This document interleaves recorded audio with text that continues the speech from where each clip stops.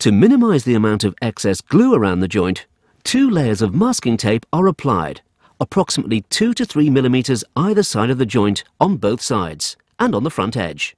Clean the tongues and the edges of the joint with the isopropyl alcohol wipes. Each jointing kit includes 3 tongues that are pre-sanded ready for use in the joint. Usually they are supplied in the same decor as the kit itself, but as they are not visible after installation, it doesn't matter what color they are.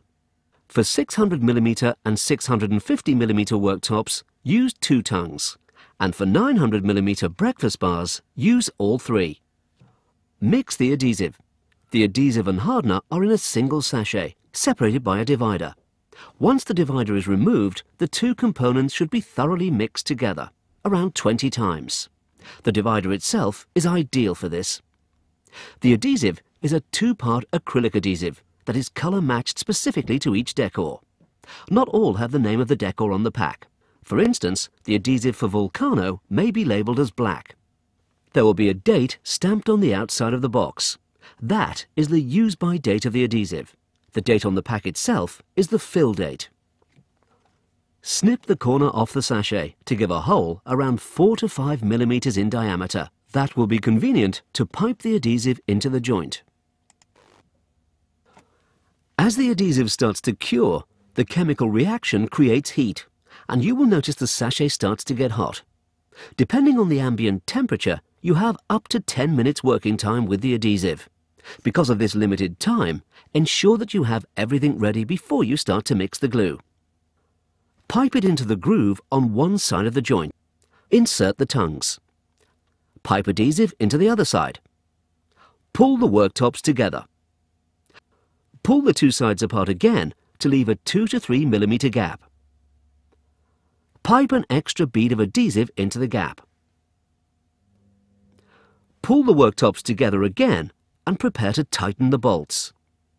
Here, the ratchet spanner is useful when working under the worktop. Adhesive should ooze out along the full length of the joint. Using a scrap of edging or something similar, lightly scrape the excess adhesive from the surface. Don't scrape too deeply, as the adhesive will shrink slightly as it cures. Remove the masking tape and leave to cure for a minimum of 45 minutes. Using the random orbital sander, go through the 3 grits of sandpaper, 120, 240 and 320. Always start the sander with the paper in contact with the surface. Work in a circular motion and keep the sander flat.